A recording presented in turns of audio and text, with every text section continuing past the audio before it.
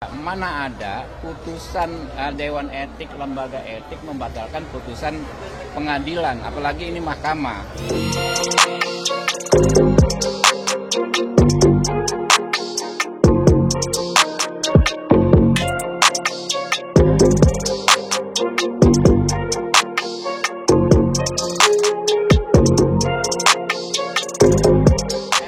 Kita pun tahu juga mana ada putusan Dewan Etik, lembaga etik membatalkan putusan pengadilan, apalagi ini mahkamah. Ya kan nggak ada gitu loh.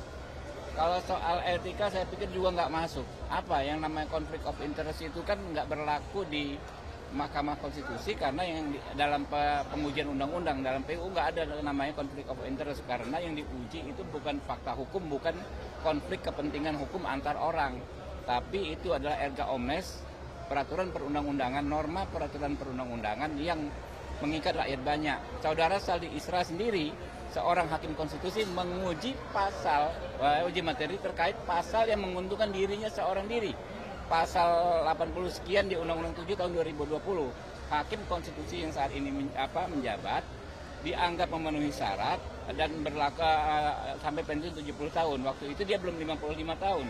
Dengan pasal tersebut, dia tadinya menjabat 10 tahun bisa menjadi 15 tahun. Iya kan? Dia nggak mundur diri, mundur nggak Saldi Isra waktu itu. Gitu. Apakah dia dihukum konflik of interest? Nggak ada. Gitu loh. Jadi kalau nanti Anwar Usman dipermasalahkan konflik of interest, Saldi Isra harusnya juga dipersoalkan. Lebih parah kalau Anwar Usman cuma terkait dengan anak dari ponakan dari istrinya. Kalau ini dirinya sendiri gitu loh. Dan sudah beberapa kali Mahkamah Konstitusi mengadili perkara tentang Mahkamah Konstitusi sendiri. Apakah konflik of interest?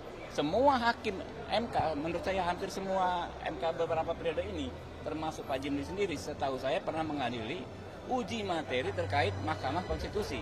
Apakah Pak Jimli sendiri akan dipersalahkan? Kan tidak, betul loh. Jadi itu ya kalau yang lainnya, misalnya mempersoalkan lagi open legal policy, soal perkara pernah didaftar, dicabut, dibatalkan pencabutannya, itu kan masuk dalam materi perkara. Dalam hukum ada istilah akhir dari perdebatan hukum adalah putusan. Jadi kalau sudah diputus nggak ada debat lagi dan setiap putusan pengadilan harus dianggap benar.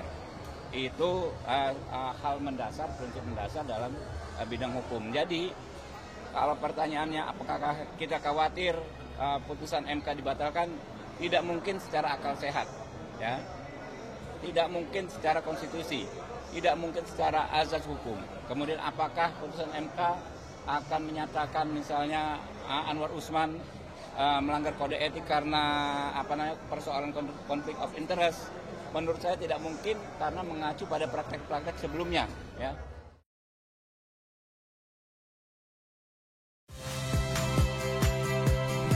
Saya Agin Fridianto. Saksikan terus program-program Kompas TV melalui siaran digital, pay TV, dan media streaming lain.